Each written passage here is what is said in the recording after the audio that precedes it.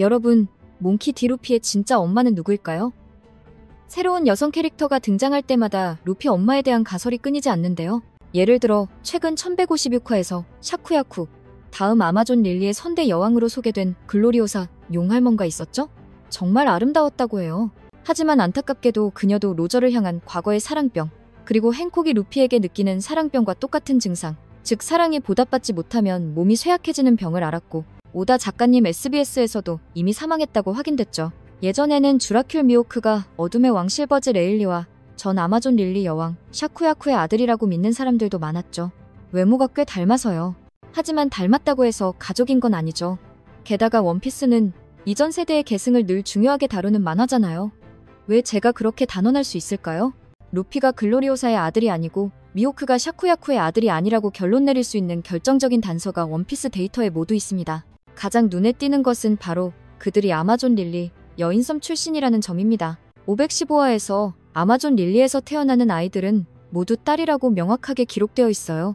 그런데 어떻게 아마존 릴리의 여왕들이 결혼해서 미호크나 루피 같은 아들을 낳을 수 있겠어요?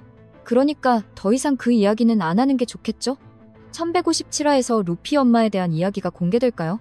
1157화에 어떤 핫한 내용이 나올지 함께 예상해볼까요?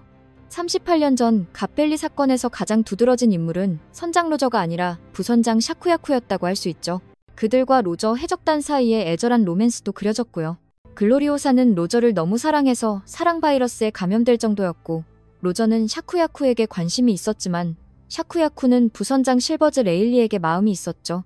레일리와 샤쿠야쿠는 결국 샤봉디 제도에서 결혼하고 행복하게 살았으니 완벽한 해피엔딩입니다. 레일리가 최고 부럽네요. 세상에서 가장 아름다운 여성 중 한 명이었던 샤쿠야쿠와 결혼했으니 말이죠. 보아 행콕조차 비교할 수 없다고 할 정도예요. 왜냐고요? 그들의 과거를 비교해보세요. 샤쿠야쿠는 아마존 릴리에서 순수하게 태어나고 자란 여성으로 강하고 아름다웠으며 특별한 사건 없이 구사 해적단에 합류했다가 떠났습니다. 행콕은 달랐죠. 그녀와 두 언니는 노예로 잡혀갔습니다. 행콕에게는 최악의 시기였죠. 천룡인들이 아름다운 소녀들에게 무슨 짓을 했을지 조금만 어두운 생각을 해보세요. 그녀의 몸에 천룡인의 노예 낙인을 새기고 메료메료 열매를 강제로 먹여서 오락거리로 삼았죠. 행콕의 정신과 육체는 극심한 상처를 입었고 원래의 순수함을 잃었기 때문에 명성이 자자했던 여왕 샤쿠야쿠와는 비교할 수도 없었죠. 오다 작가는 행콕의 머리색이 원피스에서 가장 그리기 어렵다고 말한 적이 있는데 그건 칠흑 같은 검은색이죠. 샤쿠야쿠의 머리도 칠흑 같은 검은색이지만 물결 모양으로 훨씬 더 난이도가 높다는 걸 다시 한번 확인해보세요. 아쉬운 점이 있다면 제 아이돌 샤쿠야쿠가 담배를 피운다는 점 정도?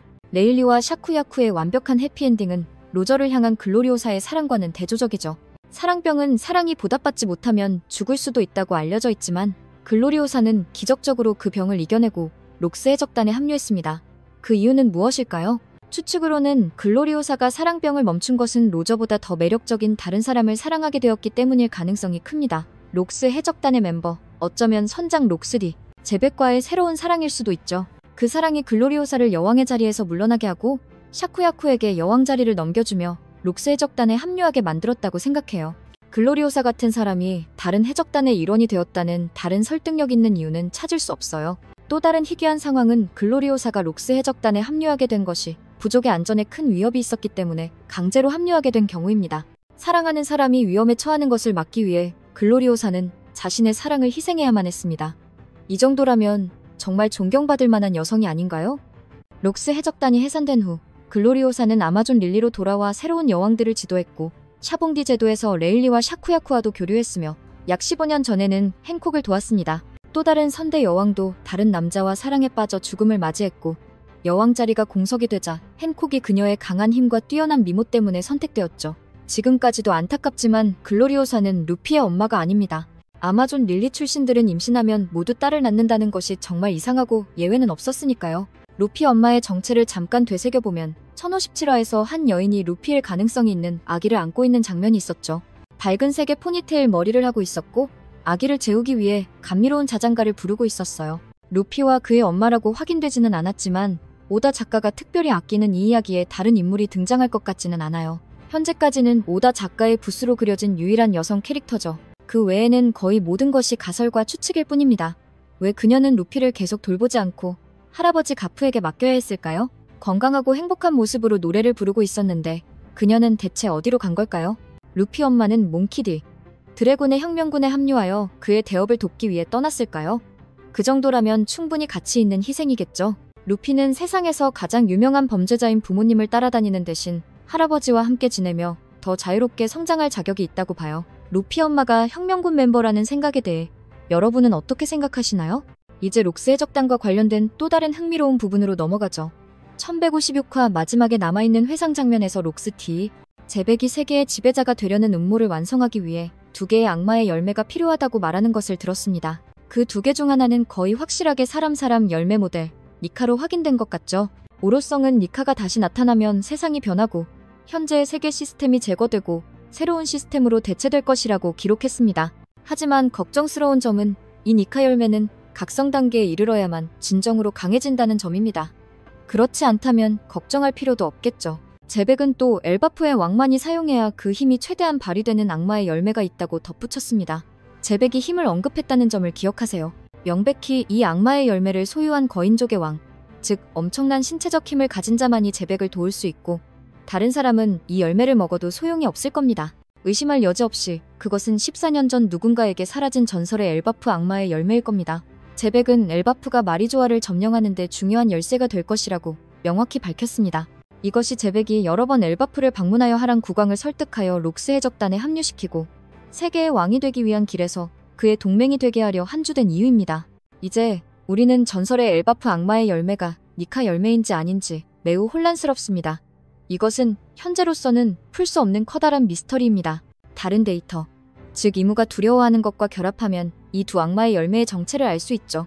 바로 908화에서 루피와 검은 수염, 그리고 시라오시의 사진이 클로즈업된 장면입니다. 시라오시는 고대 병기 포세이돈으로 마지막 전쟁이 발발했을 때 시라오시가 적이 된다면 이무에게 심각한 재앙을 가져올 수 있죠. 그렇다면 루피와 검은 수염은 이무의 얼굴을 새파랗게 질리게 할 만한 무엇을 가지고 있을까요? 그들이 소유한 두 악마의 열매, 어둠 열매와 사람 열매 모델, 니카 때문일 수밖에 없습니다.